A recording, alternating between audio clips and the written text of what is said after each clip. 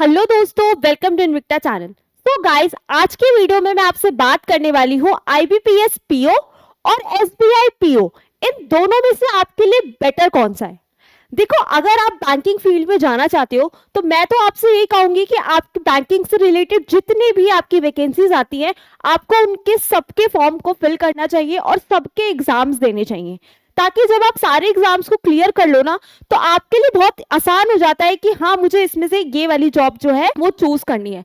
तो आज की वीडियो में मैं आपसे इसी बारे में बात करने वाली हूँ कि इन दोनों में से कौन सा आपके लिए बेटर हो सकता है। ठीक है, तो चलिए देखते हैं। तो सबसे पहले मैं आज आपसे किस किस चीजों के बारे में बात करूंगी कि देखो, कोई भी हम जॉब चूज करते हैं, ठीक है, तो उसमें हम पहले ये देखते हैं कि आगे चल के हमारा क्या स्कोप रहने वाला है। ठीक है, और ऑब्वियस सी बात है, सैलरी भी हम देखते हैं और हमारी उसमें करियर ग्रोथ कितनी है ना। हम हमेशा एक ही पोस्ट पे तो काम नहीं कर सकते ना, हमें भी तो प्रमोशन चाहिए होता है। इन सारे स्टेप्स के बारे में मैं आपसे इस वीडियो में बात करने वाली हूँ, तो इस वीडियो के एंड तक आप बने रहिएगा। चलिए, तो सबसे पहले तो हम ये देख लेते हैं कि इन दोनों का जो सिलेक्शन प्रोसेस होता है वो सेम होता है। ठीक है, चाहे आप एसबीआई पीओ का एग्जाम दो या आईबीपीएस पीओ का एग्जाम दो, है ना, दोनों की ही आपकी जो प्रीलिम्स का एग्जाम होता है, उसके बाद आपका मेंस होता है, आपका इंटरव्यू होता है, और अगर मैं बात करूं एसबीआई पीओ में तो उसमें आपका ग्रुप डिस्कशन भी होता है।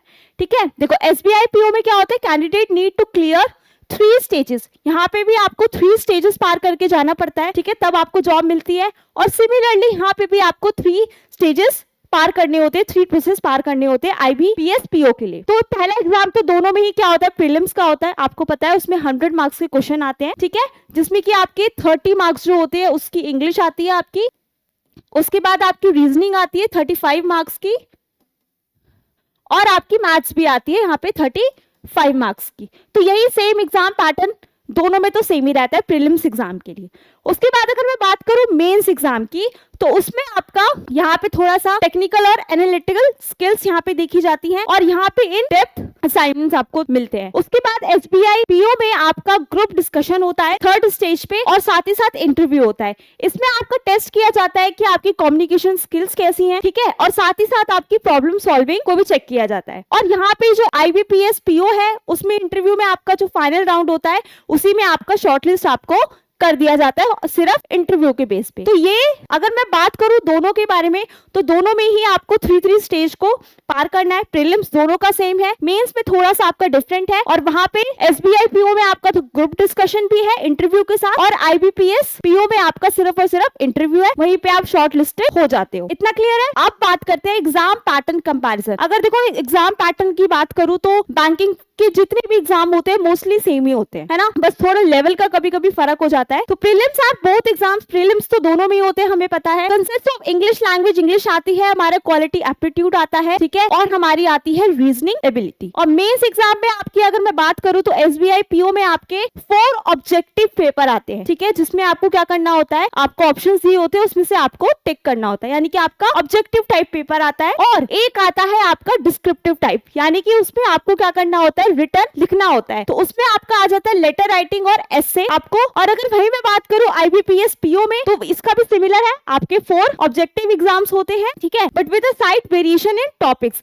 बट दोनों में क्या अंतर है, थोड़े बहुत टॉपिक्स जो होते हैं ना, ठीक है, आपके रीजनिंग के हो गए या इंग्लिश के हो गए या आपकी क्वालिटेटिव एप्टीट्यूड के हो गए, इसमें थोड़े से आपके टॉपिक्स जो है वो थोड़े मैच नहीं करते। बाकी जो आपका पूरा सिलेबस है, पूरा कोर्स है, और मैं मार्किंग स्कीम जो है वो दोनों की ही क्या है, बिल्कुल सेम है। अगर आप तैयारी कर रहे हो, ठीक है, तो आपको बेस्ट मैं आपको बता देती हूँ, इनविक्टा प्लस ऐप पे जाओ, उसको जल्दी से डाउनलोड करो, क्योंकि एसबीआई पीओ पे की जो मॉक टेस्ट है आपको मिल रहे हैं यहाँ पे एआई जनरेटेड, और वो भी अनलिमिटेड, और साथ ही साथ आपको मिल रहा है दिवाली का ऑफर, वो भी 50% डिस्काउंट पे। तो अभी बेस्ट टाइम है कि अगर आप 50% डिस्काउंट पे इस कोर्स को ले लेते हो और अपनी तैयारी करते हो, तो 100% आपका सिलेक्शन जो है वो होना ही होना है। अगर आपको और भी 20% डिस्काउंट चाहिए, तो मैं आपको बता दूं, आप लोगों के लिए है दिवाली 20 का कूपन यूज चूज करके आप और एक्स्ट्रा 20% का डिस्काउंट ले सकते हो, यानी कि टोटल अगर मैं बात करूं तो 70% डिस्काउंट, और इतना बड़ा डिस्काउंट आपको कभी नहीं मिल सकता। तो जल्दी से जाओ और इन्विक्टा प्लस आपको डाउनलोड करो और अपनी तैयारी को शुरू करो। अब हम देख लेते हैं कि पूरा SBI PO में और IBPS PO एग्जाम के पैटर्न में दोनों में क्या डिफरेंस है। तो हमें पता है ये SBI PO है और ये IBPS PO है। अब दोनों में हमें पता है 3 एग्जाम्स होते हैं हमारे, है ना। यहाँ पे भी 4 ऑब्जेक्टिव पेपर्स होते हैं और 1 डिस्क्रिप्टिव पेपर होता है, यानी कि 1 आपको रिटन पेपर होता है। यहाँ पे भी आपके 4 ऑब्जेक्टिव पेपर होते हैं और 1 डिस्क्रिप्टिव पेपर होता है। अगर सब्जेक्ट की बात करूँ तो दोनों में ही सेम है कि आपका इंग्लिश लैंग्वेज आएगी, क्वालिटेटिव एप्टीट्यूड आएगा और रीजनिंग एबिलिटी आएगी। मेंस में आपका थोड़ा सा क्या हो जाता है, डिफरेंस हो जाता है। IBPS PO में आपकी English language, data interpretation, analysing, reasoning, computer और यहाँ पे जनरल अवेयरनेस, ये सारे टॉपिक्स आते हैं आपको।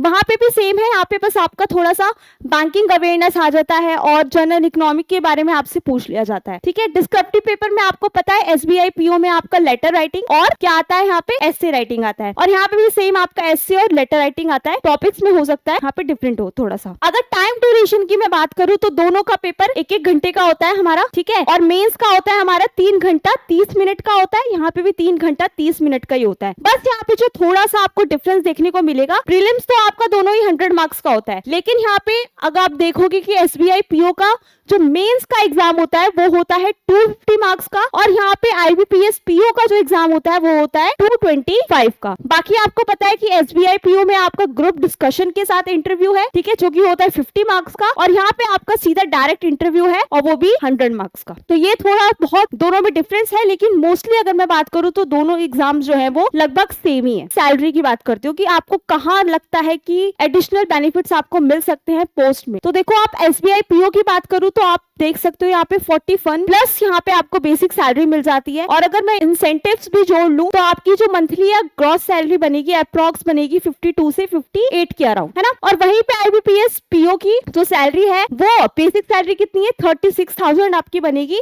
और इंसेंटिव अगर देख ले तो 57 तक ये आपका पहुंच जाएगा। तो देखो ज्यादा डिफरेंस नहीं है। अब यहाँ पे है हाउसिंग बेनिफिट्स, ठीक है। हाउसिंग बेनिफिट्स आपको दोनों ही में मिलते हैं, चाहे आप SBI PO में फिल कर रहे हो या IBPS PO में फिल कर रहे हो। तो SBI में क्या है, आपका HRA आपको मिलता है 8,000 से 29,500, ठीक है, और ये डिपेंड करता है आपकी लोकेशन आपको क्या दी गई है। ऐसे ही IBPS PO में भी आपका HRA based by the city type 9%, 8%, 7%, ये आपका परसेंटेज मैटर करता है आपकी बेसिक सैलरी पे, यानी कि आपको आपकी बेसिक सैलरी पे 8%, 9% और 7% के यहाँ पे क्या मिलता है, आपको HRA मिलता है यहाँ पे IBPS PO में। तो ये चीज आपको समझ आई। करियर ग्रोथ की अगर मैं बात करूँ तो आपको पता होगा कि SBI में करियर ग्रोथ आपकी जल्दी होती है, ठीक है, as compare to IBPS PO में, ठीक है। यहाँ पे आपका फास्टर प्रमोशन है, ठीक है, यहाँ पे आपको इंटरनेशनल असाइनमेंट्स भी मिल जाते हैं, ठीक है, पोटेंशियल टू राइज क्विकली। यहाँ पे आप अपनी करियर की जो ग्रोथ है ना वो बहुत जल्दी कर सकते हो, ठीक है, as compare to IBPS PO के, ठीक है। Gradually career growth in banking like PNB, Canara, union bank etcetera, ये तो आपको पता ही है। अब देखते हैं प्रमोशन लेवल फॉर बोथ। अब जो प्रमोशन लेवल होता है ना वो बैंकिंग में तो सेम ही होता है, चाहे आप IBPS PO का करो या SBI का करो या RRB PO का करो, किसी का भी करो, जो प्रमोशन लेवल होता है ना बैंकिंग में वो सबका सेम ही होता है। तो अगर आपने जूनियर मैनेजमेंट, यहाँ पे ना आपको स्केल वाइज दिखता है प्रमोशन, ठीक है, जैसे कि स्केल 1 है तो आप जूनियर मैनेजमेंट ग्रेड में आते हो, ठीक है। सेकेंड स्केल में फिर आपका प्रमोशन हो जाएगा मैनेजर की पोस्ट पे, फिर थर्ड स्केल में सीनियर मैनेजर, फोर्थ में चीफ मैनेजर, फिफ्थ में आप बन जाते हो असिस्टेंट जनरल मैनेजर, सिक्स्थ में डिप्टी जनरल मैनेजर, सेवेंथ में जनरल मैनेजर, और फिर आप बन जाते हो एग्जीक्यूटिव डायरेक्टर यानी कि ED। उसके बाद chairman and managing directors CMD, जो आपको पता है सबसे ऊपर पोस्ट होती है यहाँ पे आपकी बैंकिंग लेवल की।